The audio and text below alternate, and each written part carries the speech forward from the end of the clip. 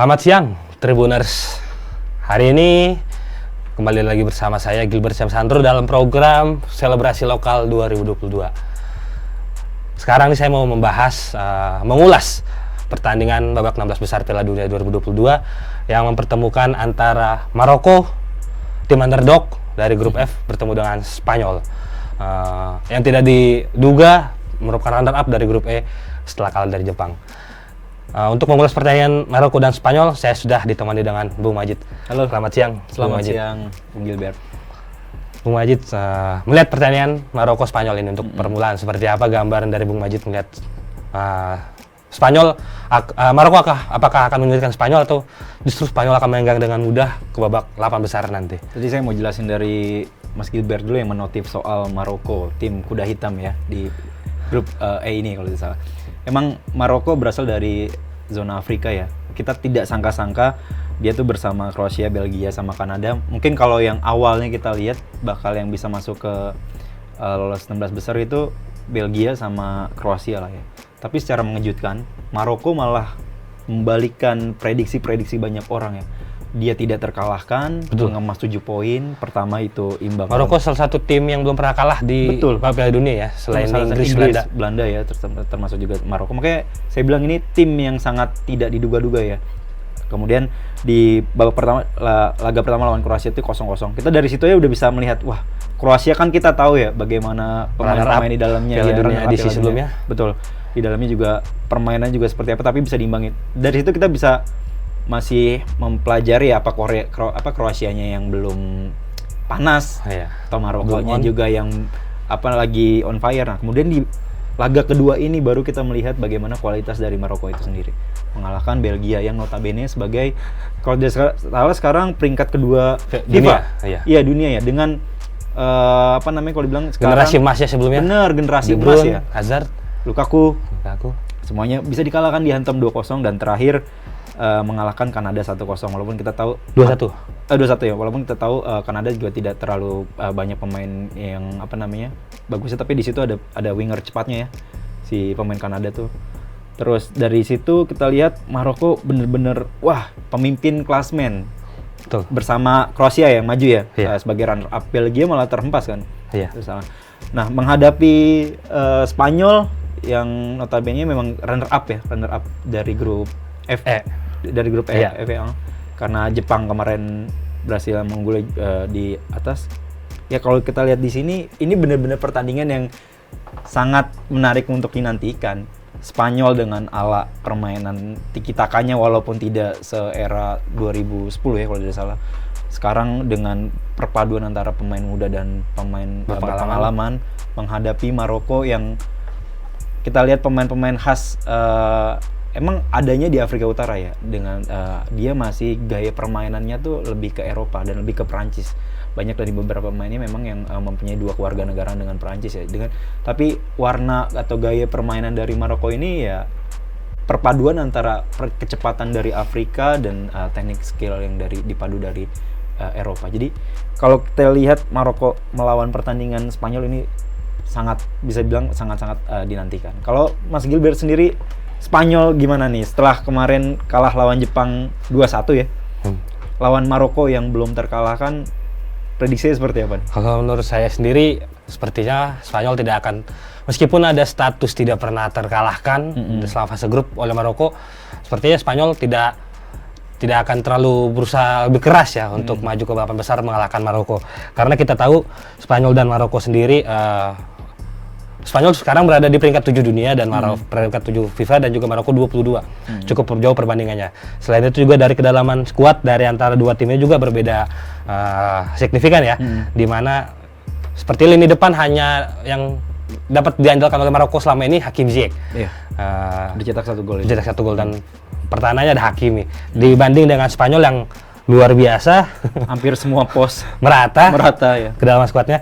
Dan untuk head to head mereka juga sebelumnya sudah pernah bertemu pada tahun 2018 dengan skor 2-2. Sepertinya ini akan tidak terlalu menyulitkan bagi Spanyol ya untuk bisa maju ke pembesar.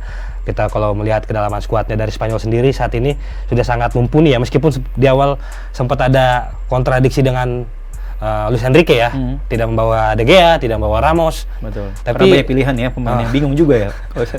Tapi akhirnya Enrique bisa menunjukkan bahwa pemain-pemain yang dipilihnya itu benar-benar berkualitas dan mampu membawa La Rioja masuk ke 16 besar. Di mana sebelumnya ada Busquets yang berpengalaman yang masih dibawa menjadi jenderal lini tengah dari Spanyol sendiri dan memiliki kontrol tempo permainan dari Spanyol. Meskipun peran dari Pique sepertinya sangat vital waktu melawan Costa Rica.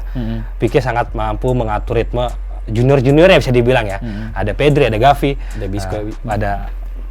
ada Pedri, ada Gavi yang dari Barcelona bisa lebih klop diatur karena sudah memiliki match di Liga Spanyol. Dibanding dengan Maroko, memang untuk perjalanan cukup terjal dari Spanyol setelah dihantam Jepang. Mereka setelah berhasil menghantam Costa Rica, mereka ditahan Jerman dan juga dikalahkan oleh Jepang. Betul. Sedangkan Maroko belum pernah terkalahkan. Seperti status itu tidak akan membuat beban bagi Spanyol untuk lebih bermain impresif terhadap menghadapi serangan-serangan dari Maroko sendiri. Kalau tadi cukup menarik juga kalau kita melihat data dari pertandingan Spanyol juga. Saya melihat datanya dari 3 pertandingan Spanyol itu 70% menguasai bola. Average rata-rata. Sebaliknya Maroko dia hanya 40% ketika itu menghadapi Kroasia, kemudian Belgia dan terakhir lawan Kanada juga itu dia kalah dalam penguasaan bola. Tapi dari segi menciptakan peluang, Maroko ini malah lebih unggul dari lawan-lawannya dan ini juga akan jadi pertandingan yang sama ini akan pertandingan Maroko ini juga akan menerapkan skema yang sama. Apalagi juga Spanyol, benar kata Mas Gilbert, banyak pemain-pemain La Masia di situ ya, beberapa pemain Barcelona di situ ada, dan itu akan menggunakan permainan penguasaan bola. Memang kita ketahui Spanyol memang sangat kuat ya. Waktu lawan Costa Rica itu Spanyol mencatat 1000 operan dalam 90 menit. Itu ya. Itu kita melihat Spanyol yang di era Xavi Iniesta 2010. Luar biasa. Ya, dengan tiki-takannya ya. Iya. Dan itu yang memang sampai saat ini yang tidak bisa dilepas dari timnas Spanyol ya, dengan operan-operan pendek itu, penguasaan bola yang kuat. Dan ya kalau kita lihat kadang bola datang tidak bisa nih, pemain belakang tidak tahu nih bola mau ke kiri atau ke kanan. Nah itu kita ke kanan ada temennya. Nah itu permainan Spanyol, sementara permainan Maroko malah lebih sebalik. Dia memang membiarkan permainan lawan sengaja istilahnya memainkan bola. Terlihat itu dari data statistik dia hanya 40%, tapi dia bisa mengungguli ketika lawan Belgia dia malah 35% atau penguasaan bola memang sangat dikuasai oleh pemain Belgia, tapi dia bisa mengunggulkan 2-0 di situ. Dan ini kan berarti ball position memang kadang kita banyak diajarkan di Piala Dunia ini memang tidak terlalu penting ball position, tapi lebih ke permainan yang lebih efektif untuk bisa bagaimana menciptakan peluang menjadi gol. Dan itu bisa kita pelajari dari Maroko ini. Sementara sebaliknya Spanyol mengajarkan kepada kita bagaimana sepak bola indah, penguasaan bola yang benar, passing yang tepat. Walaupun dari penyelesaian akhir juga banyak yang kurang optimal, kecuali pada laga perdana ya waktu Costa Rica bisa menghantam 7-0 gitu. Kalau Mas Gilbert sendiri, beberapa pemain dari Spanyol ini kan memang yang di tahun ini kan pengemasnya antara pemain pengalaman dan pemain muda. Dan ini kan babak 16 besar. Lawan yang dihadapinya ini Maroko, yang notabene mungkin bisa dibilang permainan juga kemarin ketika lawan Jepang juga, kalau tidak salah Jepang juga hampir ya di-press habis-habisan, tapi bisa berbalik unggul atau menang malah Jepang. Ketika lawan Maroko nanti skema apa sih yang akan dipakai sama Spanyol sendiri? Untuk skema sepertinya tidak akan jauh berubah ya, masih melakukan 4-3-3 dengan Busquets, Pedri dan juga Gavi di tengahnya akan mengatur pola serangan, tempo serangan dari Spanyol. Tapi perlu diperhatikan adalah penguasaan bola dari Spanyol seperti tadi Bung Majid bilang. Karena waktu melawan Jepang mereka menguasai statistik penguasaan bola 82%. 80/20 itu. Sedangkan Jepang hanya 18%, tapi Jepang bisa keluar jadi pemenang. Hal ini perlu diperhatikan bahwa agar Jepang tidak terlalu asik menyerang, karena pos-pos mereka juga karena terlalu asik menyerang ya, banyak pemain-pemain dari Spanyol sendiri yang dipaksa dijalankan perannya untuk membantu penyerangan, seperti ada Aspilicueta, mereka juga ada juga Jordi Alba yang tiba-tiba ada di depan untuk mengalirkan bola ke Morata ataupun Asensio yang ada di striker nantinya. Dari skema pasti mereka akan melakukan pola 4-3-3 dengan tiki-takanya, meskipun di era Enrique ini cukup bertentangan ya, tapi sepertinya akan baik laju Spanyol di Piala Dunia Qatar 2022. Sedangkan dari Maroko sendiri sepertinya akan lebih bermain berhati-hati seperti pertandingan sebelumnya. Mereka lebih memilih membaca permainan lawan ya, memberikan lawan untuk mengembangkan permainan sebaik mungkin. Namun di luar itu, sisi lain Maroko bisa memiliki celah-celah untuk mampu mencetak gol. Itu sendiri kita bisa tahu waktu lawan Belgia tadi dibilang. Karena Belgia lini tengahnya juga bukan main-main, ada Kevin De Bruyne, ada juga Hazard, tapi ternyata bisa kecolongan dari Maroko yang sepertinya belum ada nama-nama besar selain Hakimi dan juga Ziyech. Itu tadi Mas Gilbert bilang Spanyol dia akan menerapkan dengan posisi di era Enrique 4-3-3 ya. Dan ini akan menjadi perang formasi. Sementara pelatih dari Maroko, si Walid Regragui yang kelahiran Prancis ini, usianya baru 47 tahun, terhitung masih muda lah ya. Dia juga menerapkan formasi yang sama, 4-3-3. Memang kita tahu skema 4-3-3 ini skema atau formasi yang memang standar bagi mereka untuk bisa bertahan. Sepak bola modern. Iya, sepak bola modern kan. Kemudian untuk menyerang juga mereka akan bisa ada 6 di lini depan, dan kemudian akan menyisakan 2 bahkan di garis tengah ini. Nah, ini yang saya lihat akan menjadi perang formasi bagi kedua pelatih nih. Kita tahu sendiri pelatih Walid Regragui ini baru masuk di Maroko itu sekitar Agustus. Baru 6 laga, termasuk 3 pertandingan di fase grup dan 3 grup di kualifikasi sebelumnya, itu tidak pernah terkalahkan. Luar biasa emang. Iya, ini pelatih ini memang saya bilang bagaimana Maroko ini bisa permainannya bisa dilihat kayak ala-ala Prancis gitu, karena memang Maroko ini memang ada di sisi utara ya, Afrika Utara berdekatan dengan Eropa. Jadi permainan ini memadukan antara permainan cepat mungkin ala seperti Mesir, Aljazair, agak-agak sama permainannya. Dan ini juga lolos ke babak 16 besar ini juga jadi satu catatan sejarah sendiri bagi Maroko. Ini untuk kedua kalinya dia bisa lolos ke babak 16 besar ketika kalau tidak salah itu tahun 1968 atau 78 mereka. Iya, udah lama banget ini penantian sudah lama banget untuk bisa lolos, dan ini menyamai rekor tim senegara lain itu Nigeria, yang tim berhasil lolos ke babak 16 besar tidak pernah terkalahkan. Ini catatan-catatan impresif dari Maroko ini mungkin saya pikir akan menjadi PR penting ya bagi Enrique. Bagaimana dia ternyata memang Spanyol terlihat masih ada celah di lini belakangnya. Ketika walaupun kita mengesampingkan gol dari Jepang ya yang terlihat walaupun dia dilihat dari VAR itu bola keluar atau tidak kan masuk kan, itu ada drama sendiri. Tapi kita lihat berarti ada celah sendiri kan, walaupun Spanyol bisa menguasai bola rata-rata dengan pertandingan hampir dari 70% ke atas ya. Tapi kita lihat di lini belakang Spanyol sendiri memang harus hati-hati karena ada Hakimi ada satu lagi penyerang yang si penyerang asal Sevilla tuh Youssef En-Nesyri ini yang juga sudah mencetak 1 gol. Kalau sepertinya Spanyol ini akan jadi titik pembuktian bagi Maroko, apakah mereka benar-benar tidak terkalahkan. Tadi Bung Majid bilang 3 pertandingan babak playoff dan 3 pertandingan babak fase grup tidak terkalahkan, memang betul. Tapi meskipun sudah mengalahkan tim-tim raksasa seperti Belgia dan juga Kroasia, tapi sepertinya hal itu bukan dibilang yang mutlak ya, karena memang kita tahu Belgia meskipun sempat peringkat 1 FIFA, peringkat 1 dunia, tapi dari Belgia sendiri pemain-pemain sudah mengakui, Kevin De Bruyne sudah mengakui bahwa generasi emas mereka sudah lewat. Sudah habis ya. Mereka bisa menjadi penguasa 2018 kemarin ya. Terakhir. Iya.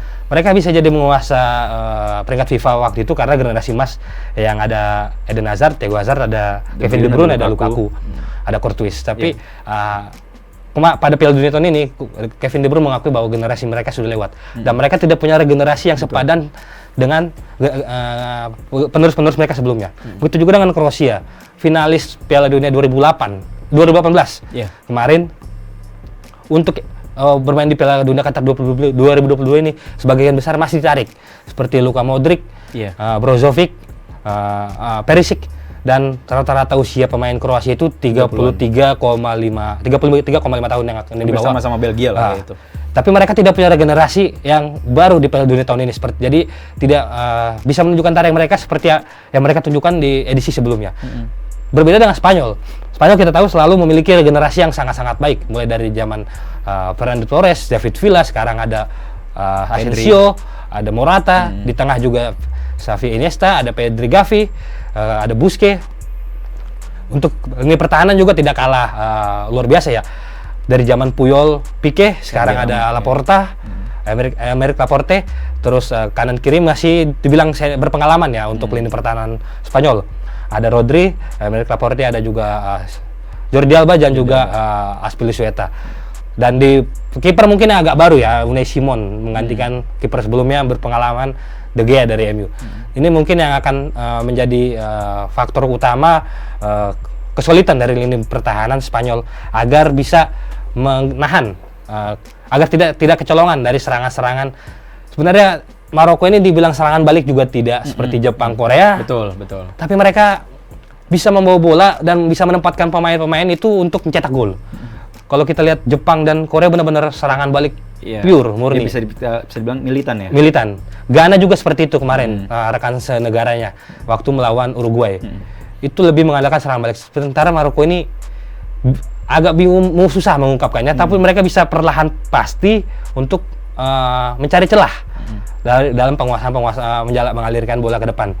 Dan skema permainan pastinya akan kembali dilakukan oleh Enrique 4-3-3 dengan memasang seperti Asensio yang akan dipasang terlebih dahulu di babak pertama. Biasa cadangan ya Asensio atau lebih dulu. Iya. Atau mungkin Morata juga bisa dipakai pertama, tapi akan diganti di menit-menit 62, 65, 75. Karena kita tahu Morata juga agak berumur ya. Dia lebih ke target man dan tidak terlalu memiliki skill untuk ke belakang. Jadi apabila mungkin kecil kemungkinannya, tapi bila sampai extra time pastinya Asensio akan dimasukkan di terakhir untuk bisa menggempur pertahanan dari Maroko.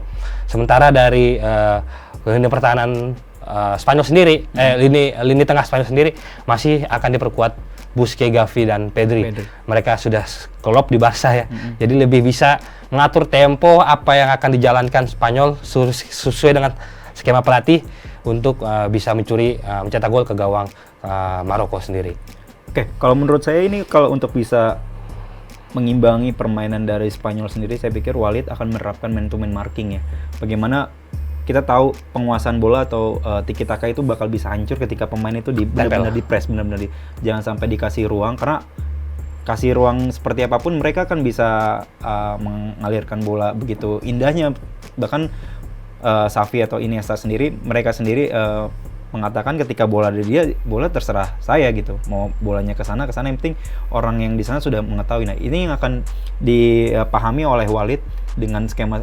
Mereka juga pastinya akan melihat pertandingan Spanyol di 3 laga itu yang pasti dengan ball possession-nya, dan itu akan dipatahkan oleh pemain-pemain Maroko. Dan betul kata Mas Gilbert, Maroko ini tipikal permainan bukan seperti Senegal, Ghana dengan permainan yang sangat bergairah, sangat bersemangat, mempunyai wing yang sangat kencang, terus postur-postur yang ala-ala pemain-pemain Afrika.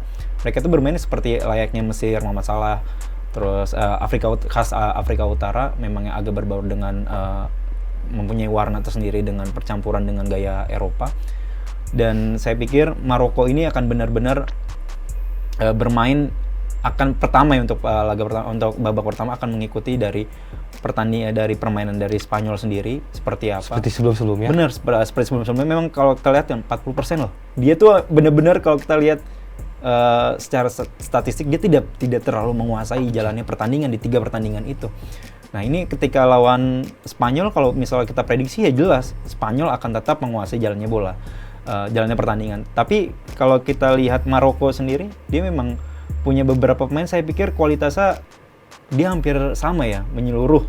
Dan kita lihat nanti apakah nanti akan ada kelengahan di lini belakang dari Spanyol yang seperti Mas Gilbert bilang, kalau misalnya tidak ada miskomunikasi lagi antara waktu lawan Jepang itu sebenarnya kan kalau misalnya bola dioper ada yang menghandle itu seharusnya masih bisa. Tapi kan waktu di Jepang juga ada si Sano ya, yang tendangannya yang sangat kencang, dan itu mungkin bisa dipraktekkan oleh Maroko untuk bisa banyak melakukan percobaan dari luar kotak penalti. Siap. Sepertinya dari Bung Majid sendiri menilai pertandingan Maroko Spanyol ini akan berjalan 90 menit atau sampai extra time atau bakal sampai adu penalti? Ini yang sulit diprediksi ya, karena Spanyol itu kita lihat bermain dibilang konsisten tapi tidak konsisten juga, karena kan di pertandingan waktu lawan Jepang kita juga agak apa karena Jepangnya yang bagus ya mampu membongkar, atau emang karena Spanyolnya emang lagi jelek atau seperti apa kita tidak tahu. Nah ini ketika lawan Maroko yang notabene pemain yang sangat merata, terus mempunyai tipikal gaya permainan yang juga sangat sulit ditebak, formasi yang juga sama dengan Spanyol, saya pikir 90 menit mereka akan bermain imbang, dengan catatan Maroko benar-benar konsentrasi di lini belakang. Kalau misalnya pasti Spanyol akan terus menggempur ya, tapi kalau misalnya Spanyol sudah unggul, itu sangat sulit untuk Maroko untuk bisa membalikan kedudukan, menyamakan kedudukan atau apalagi membalikan kedudukan. Jadi prediksi saya sih ya, ini balik lagi ke Marokonya ya, untuk tim sekelas Maroko apakah bisa benar-benar menetralisir permainan kaki ke kaki dari Gavi atau Pedri dan kawan-kawan, atau seperti apa?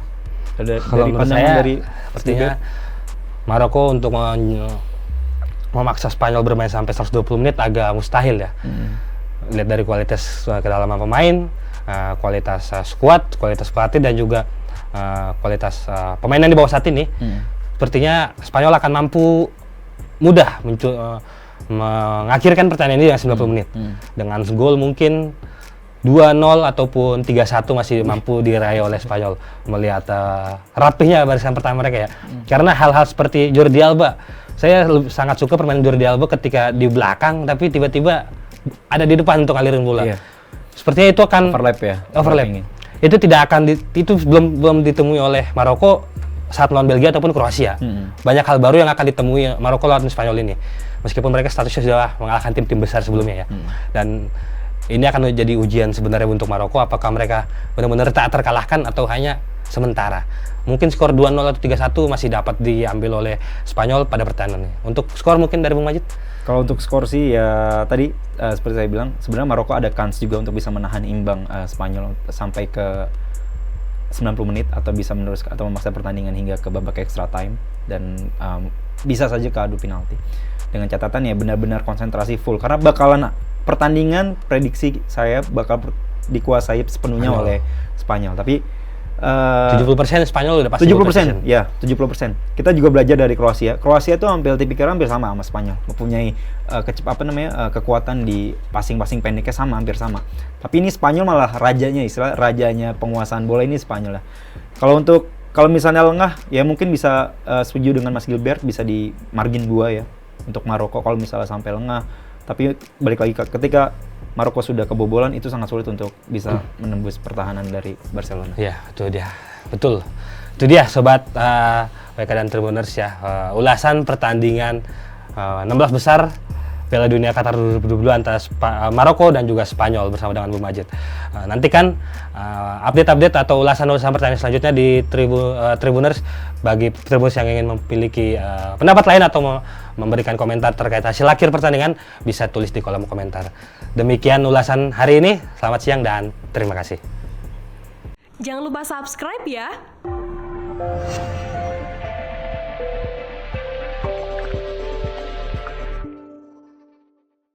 Jangan lupa subscribe ya.